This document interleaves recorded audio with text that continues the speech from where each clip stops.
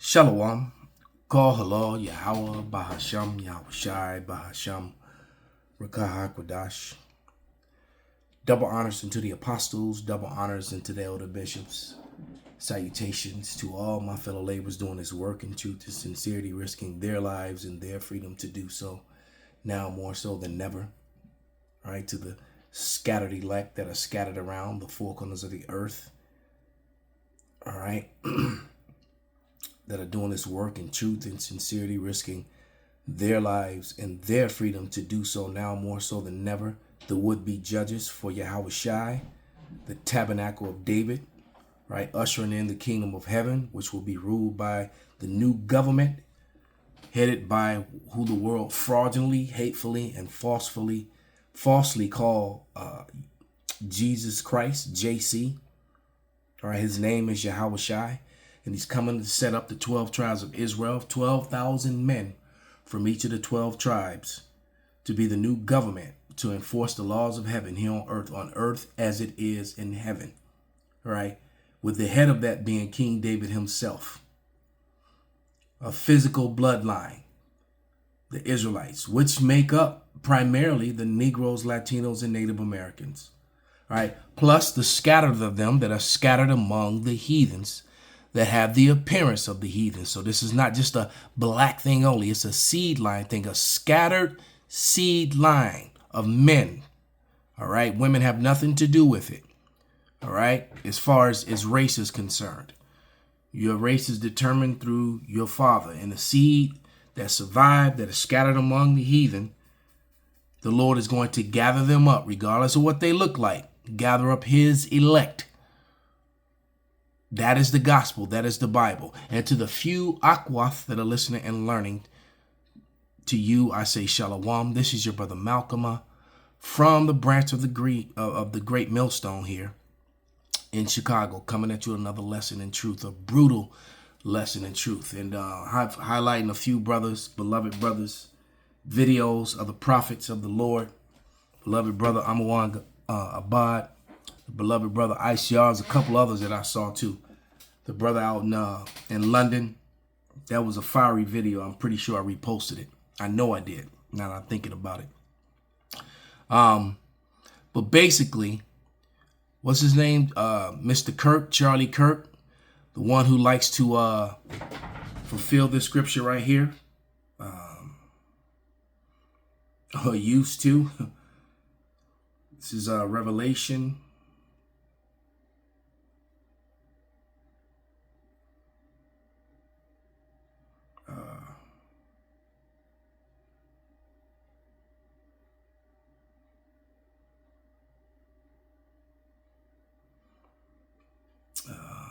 Hold on, give me a second.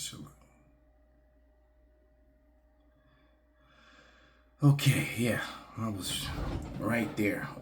This is Revelation 12 and 10. And I heard a loud voice saying in heaven, now has come salvation and strength, and the kingdom of our power, and the power of our Hamashiach. For the accuser of our brethren is cast down, which accuses them before God day and night. He died falsely accusing Negroes of being the problem here in America. All right, trying to associate, he was trying to associate so-called black people with the crime here in America. When FBI statistics actually show you that the majority of violent crimes are done by white males. All right. So, you know, Charlie Kirk died while he was cast down while saying these lies, while trying to shame the people of the Lord. And even though there's a lot of our people that are going off, the 2/3 is a greater number than the 1/3. All right. They're still the saints of the Most High, and they're definitely not the problem. This is the chat GP question that I'm going to play some of this video. All right. I don't need to bring out any scriptures or anything concerning it because the bros are going to do it. All right. Okay. So without any further ado, let's, what's the term that they like to use? We're shitting on Esau's glory, man. Matter of fact, let me get that scripture. This is what's happening. And all the time while they're doing that, there's a gigantic fathership barreling toward the earth. All right. The Lord, our power in heaven is showing itself in many ways. All right, as it struck down an Edomite that constantly with his platform tries to shame and demean, all right, Jake by calling us black too. The matter of fact, and Jake still hasn't figured out that being called black is a horrendous insult. All right, a horrendous insult.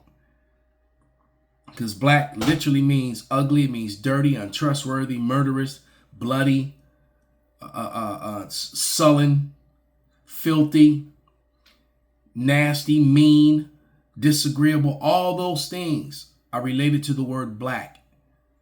So imagine if they called you ugly people, you dirty people, you untrustworthy people, you bloody people. All right. And then they call themselves white, which is associated with everything that is pure, good, and innocent when they are far from that. All right. Talking about death and murder and these people kill people by the millions with fraudulent medicines, with bombs, with bioweapons, stealing of land, setting you up for failure, bringing the drugs and the bad element, making sure that you're surrounded with that. Control of the music that you listen to as all your opportunities are taken away. Literally doing science projects on you. All right. And then sit back and point fingers at you and make you the problem. This is Habakkuk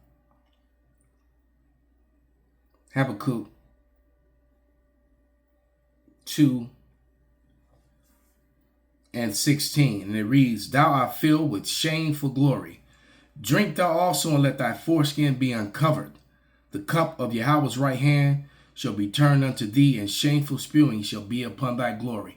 All right. So right as this asshole is telling this lie and trying to link crime and problems in America to the people who have the least power to do so, the Lord had him killed by by a so-called white man, shot and died live on camera, silenced, blood leaking from his neck.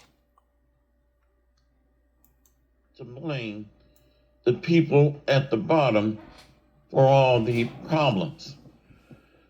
You have to be mentally sodomized to fall for that trick. That's an old trick.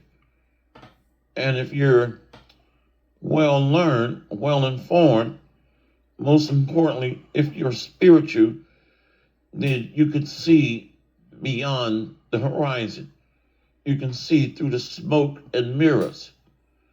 To blame the poor for all the nation's problems that have no leadership, no authority under poor leadership.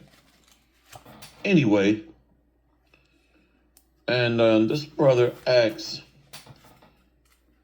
ChatGPT, what is the majority of the people that rule the world? He's talking about Edomites, but he used layman's terms so we can understand. But it's talking about Edomites, who are the majority ruling the world. The majority of the people in the most powerful and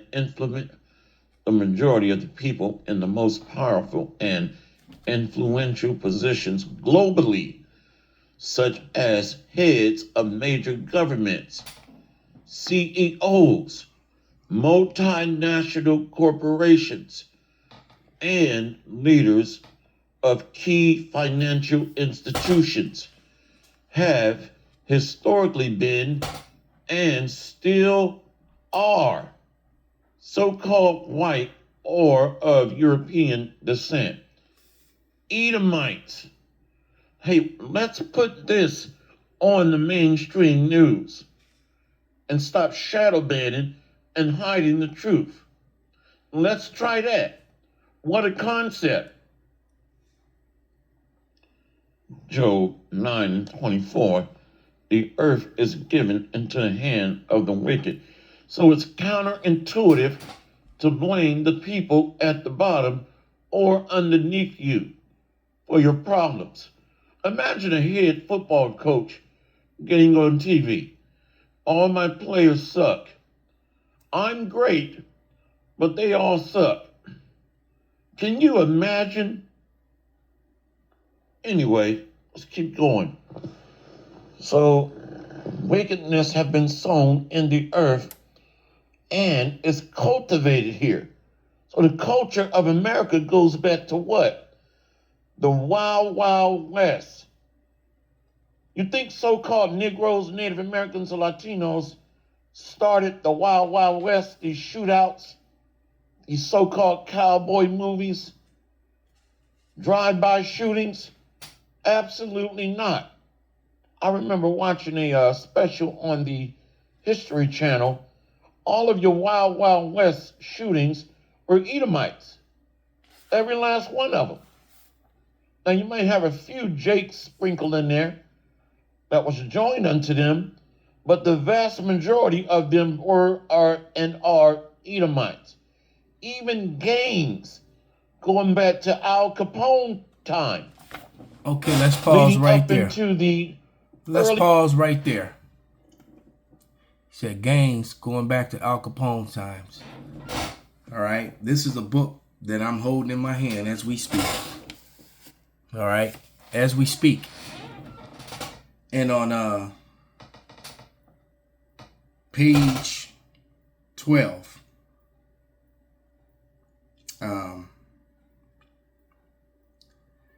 at the bottom paragraph. No, there's the middle paragraph. I just start reading where it's highlighted. All right, so I'm reading on page 12 in this very book that I'm holding. It says, most historians have focused solely on the role of other ethnic groups, Italian and Irish, in Chicago underworld. Indeed, seminal works by the authors of like Hubert Osbury, John Landesco aided more in understanding the evolution of the broader Chicago gangland than in determining the impact of crime on the Jewish community. However, scholars have given greater attention to Jewish crime and gangsters in other cities, particularly in New York, where their influence is well documented and researched. All right, with the work of Jenna Weissman, Josselet of George Washington University stands out among the rest. Her book, Our Gang, Jewish Crime in the New York Jewish Community, 1900 to 1940, revealed the critical importance of the crime and reshaping New York Jewry crime. She contends served to highlight New York's jury understand itself, even shape the outside world view of its Jewish neighbors. Her emphasis on crime was central to defining the New York Jewish experience, provided the framework I can consider compliant to Chicago Jewish community that helped me with the greater importance of criminal events. The book is, in part, will serve the source of comparison between the crimes influenced in New York and Chicago. Historian Mark H. Haller have explored the relationship between ethnicity and crime, and ethnic crime organized underworld of the early 20th century Chicago. Haller demonstrates that the underworld was a part of a social mobility for immigrants and their children. Additionally, he illustrates that was various ways in such the ethnic crime came to participate in criminal activities established in the underworld impacted both economically, socially. Chicago's working class ethnic communities, Haller treatment of Jewish gangsters in brief, that he underscored the social mobility served as a motivation to Jews, does not explain how the various Jewish communities or Judaism shaped these criminals. Haller's most intriguing claim in entrepreneurial services of Jews clearly reflected broader patterns of Jewish adaptation to urban life. However, this gross oversimplification of Chicago's Jewish experience. Now I'm jumping down to the next paragraph. Jews, it says, furthermore, it was essential to examine the historiography of the Jews in Chicago, that several scholars have been instrumental in helping grasp the firm understanding of Chicago's community's history and place my findings on a larger context, including Irving Cutler's Jews of Chicago, Lewis Worth's The Ghetto, The Hyman's, I'm going to try to get these books. The Hyman's Lewis Meddy's History of the Jews of Chicago.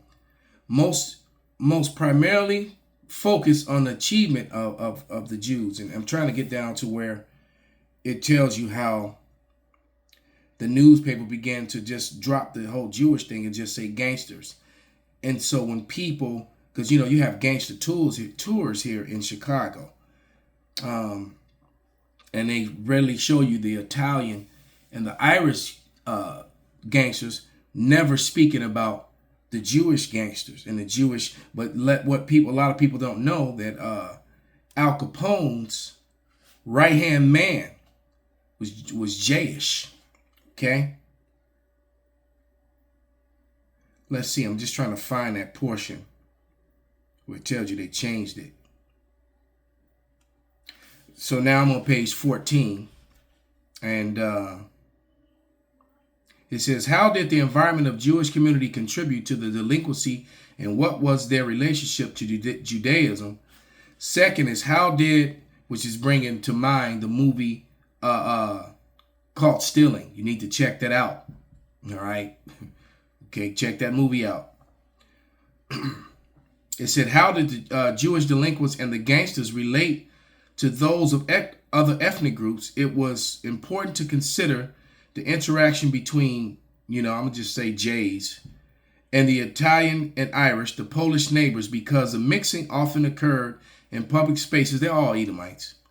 The city streets and gangs. Because guess what? There weren't no black gangs running around at this time.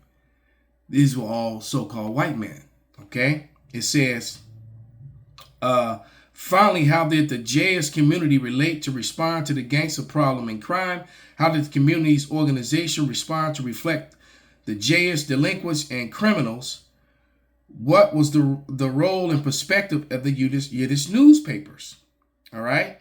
It says, jumping down to the next paragraph, the Jayish ghetto and how its environment led young down the path of juvenile delinquency and involvement in boys and gangs.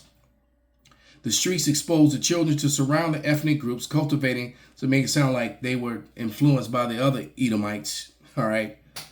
The youth's misconduct elicited varied responses and proposed solutions from Jayish communities. The third chapter considers the transition of these juvenile delinquents into organized crime and reasons why some of the Jays of the passage additionally introduced the reader in Chicago to underworld on how Jayish ghettos fit into the landscape.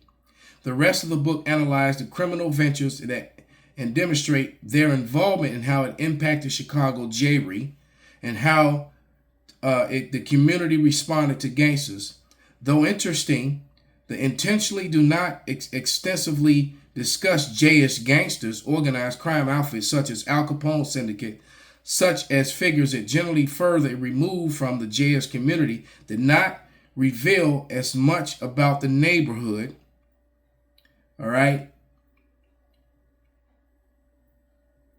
I was trying to get to that part when I read it, when it tells you that they just stopped saying in the new, they made them stop reporting Jayish gangsters and just say gangsters, because it's definitely in here.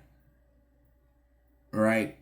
On page 15, I'm reading, it says, the following chapter surveys the Jays in gambling by examining the crooked careers of Ghetto's Landing Alderman Emmanuel Abrams as events a particular gambling house on Maxwell Street in which they used to call J-Town here in Chicago.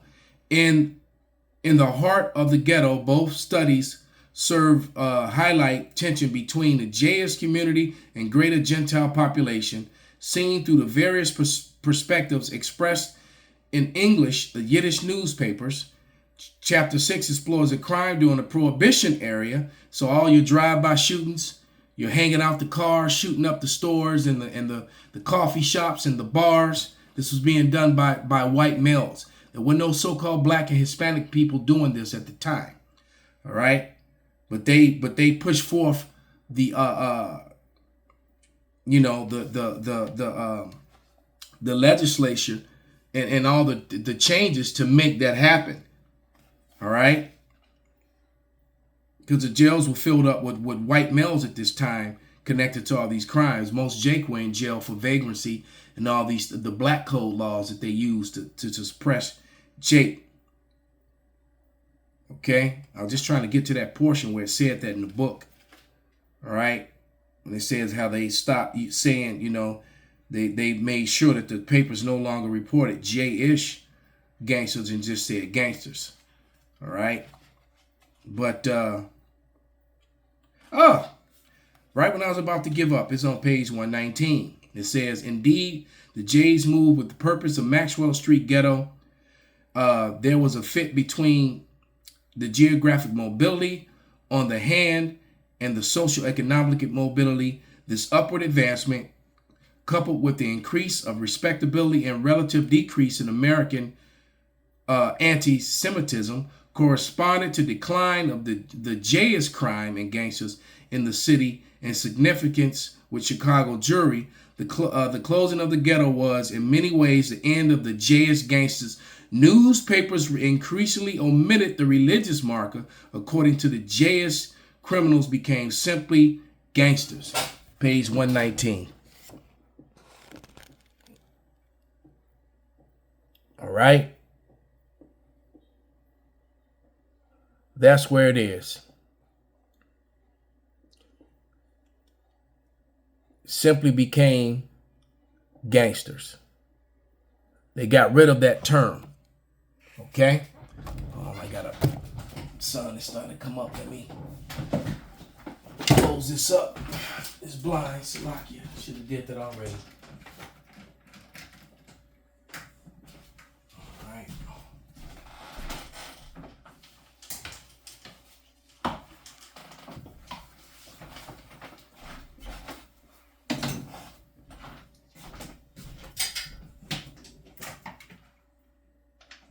There we go.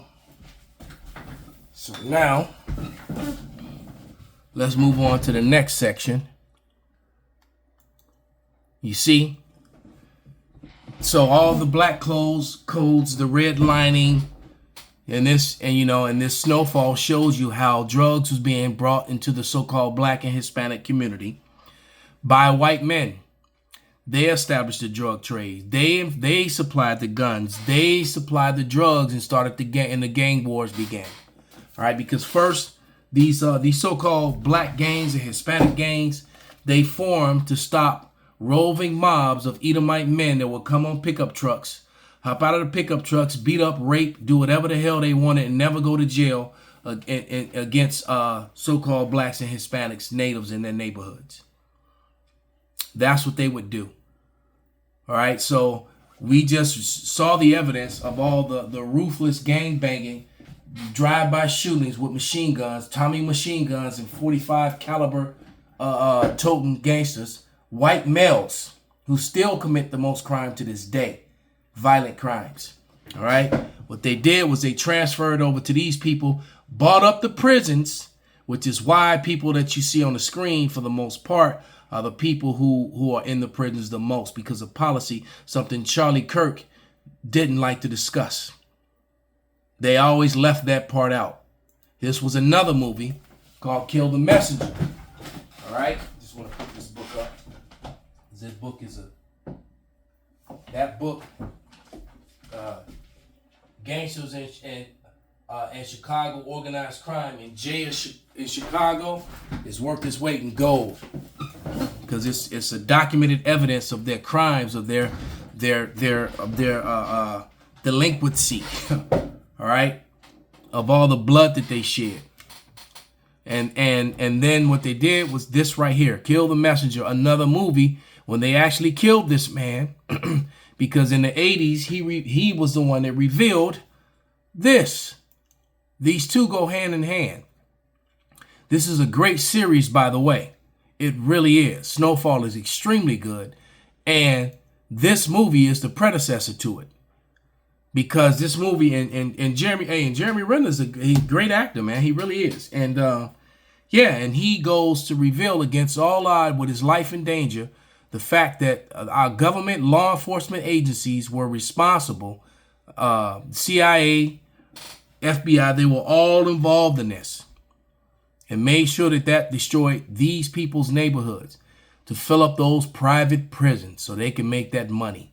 And then people like Charlie Kirk would come and accuse and make us the problem. And how is that so? All right. When you have this Chat GPT and what I'm reading on the screen, it says, what is the majority skin color of the people who rule the world? Majority, and look what it says, the majority of the people in the most powerful and influential positions globally, such as heads of major government, CEOs of multinational corporations, lead of key financial institutions, have historically been and still often are white or of European descent. All right, and that's Job 9:24, and it tells you the earth is given into the hand of the wicked. Going all the way back to when Alexander of Macedon established Edomites as the power source when they took over Greece and became the new Grecians and became the new Europeans, because Europeans are, Europe is in Asia. That's why it's called Eurasia. And the people in Asia were melanated people, and the so-called white man came into power first through Alexander. All right. The Greeks became the Romans. The Romans fell at the hands of so-called Negroes. They love to whitewash that history. And then they rose again during the Renaissance, which fulfills the scripture of the dragon that was wounded but yet still lived. All right, so it's over for you Edomites, man. So let's go now to what's happening. Let's go to another video right here with the beloved brother ICR. We're just gonna let it start playing, man, because now the chariots of Israel are showing up. The Lord is showing his power. All right, so regardless of what you're doing, you know we're at the end. All it takes now is for this microchip to be enforced. All right, and this martial law, which is well on its way. That's what ICE is all about. You know, they're hiding behind the immigration process to set up the Imperial Army. except for the Death Star is not controlled by Esau. The Death Star is controlled by Yahushua, and it's barreling towards earth. And the Lord just gave you an example of one of his small crafts. You have no chance of fighting against this. The horses are puny flesh, not mighty spirits. When the Lord Yahushua raises his fist against them, those who help will stumble, and those being helped will fall. They will all fall down and die together. See? Esau's outmatched. Verse 4. But this is what the Lord Yahushua has told me. When a strong young lion stands growling over a sheep it has killed, it is not frightened by the shouts and noise of a whole crowd of shepherds. In the same way, the Lord Yahushua of heaven's armies will come down and fight for Mount Zion. See? That's right. And the Lord is getting ready to come down and fight for his people. Okay, we're getting ready to see even more, wonders and miracles, man. Okay, the Lord is getting ready to showcase his right arm, if you will, right? Verse 5, it says, the Lord, Yahushua of heaven's armies, will hover over Jerusalem and protect it like a bird protecting its nest. He will defend and save the city. He will pass over it and rescue it.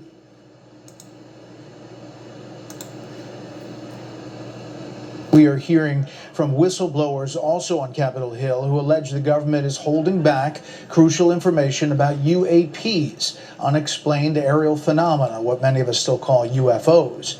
Senior congressional correspondent Chad Pergram shows us that tonight. Shocking witness testimony. It stopped about 100 feet in front of me and approximately 100 feet above me. My telephone got extremely hot, completely froze. From whistleblowers who served in the military. Chaos ensued over the radio as the object approached rapidly. I heard my friends screaming, "It's coming right at us. It's coming right for us." People demand answers. There is something out there, and we should know as the people what it is. The hearing was enough to convince some lawmakers who were once skeptics. Growing up. Now, mind you, the men of the Lord have been telling you since 2007 on the internet, primarily the men of the Great Millstone, what these things are. And I've seen them too many times to count now. All right, they've come, and they've often come while we're at camp or when we're gathered together. And they'll change directions, change colors. We're sitting up there questioning it, and then we will pray and say out loud, if you're an angel of the Lord, change colors, move, do something, they would do it. All right? Change colors, move directions, disappear and reappear, and let us know that we're looking at what we know we're looking at, man. I've never seen it happen with any other camp, just saying. I've never seen IUIC post the chariot videos and the chariots, showing up while they're at camp. But it's happened too many times to count with Great Millstone camps. I really never believed in UFOs or any of this stuff. I admit, I've become a believer. GOP Missouri Congressman Eric Burleson showed an alarming video leaked to him anonymously. Burleson contended. Yeah, he said he became a believer. Hey, the power of the Most High will do that to you. It shows a U.S. drone firing a Hellfire missile at a UAP off the coast of Yemen. GOP Missouri Congressman Eric Burleson showed an alarming video leaked to him anonymously. Burleson contends it shows a U.S. drone firing a Hellfire missile at a UAP off the coast of Yemen last fall. It pivots in some way, and then there's what appears to be debris from the missile. The missile is deflected, and then some pieces of debris appear to be traveling alongside and with this object for an extended period of time. One witness says the federal agency tasked with investigating UAPs rules out encounters with extraterrestrials on a technicality. The only way to scientifically prove extraterrestrial is we have to go to that planet, acquire technology, bring it back, and compare it to what we have here. Lawmakers see, which is all propaganda and lies. They cannot go past the Van Allen belt, never have. So Esau is going to lie until the Lord destroys him. Just it is what it is. He's going to lie. Although they have admitted that they've seen some of the beings piloting these ships, and they have the appearance to be ginormous so-called black men. And that's exactly what they are. The Bible describes the angels as so. Okay? This is Zechariah 5:1. Then I turned and lifted up mine eyes and looked and beheld a flying roll. And he said unto me, What seest thou? And I answered, I see a flying roll, the lift thereof 20 cubits, and the breadth thereof 10 cubits, and a fucking hellfire missile can't harm it. None of your missiles can harm it. Then he said unto me, This is the curse that goeth forth over the face of the whole earth. For everyone that stealeth shall be cut off on this side according to it, and everyone that sweareth shall be cut off on that side according to it. So were we not stolen from our homelands? Was our homelands not stolen? Was our heritage not stolen? Are these people not sitting in the Holy Land claiming to be us? Identity theft, while giving us this false and controlling the false narrative as to who we are? The scripture clearly says, if a man stealeth a man and he be found in his hands, that man shall surely die. Death is coming to you, Edomites, man. Death and destruction, and they're from on high, from God himself. And there is absolutely nothing you can do about it. You're going to die bleeding just like Charlie Kirk did. Right while you telling a fucking lie. And I will bring it forth, saith Yahweh of hosts, and it shall enter into the house of the thief. Every place where you Edomites are, you on stolen fucking land, breathing stolen air, eating stolen food. And I will bring it forth, saith Yahweh, Yahweh of hosts, and it shall enter into the house of the thief, and into the house of him that sweareth falsely by my name.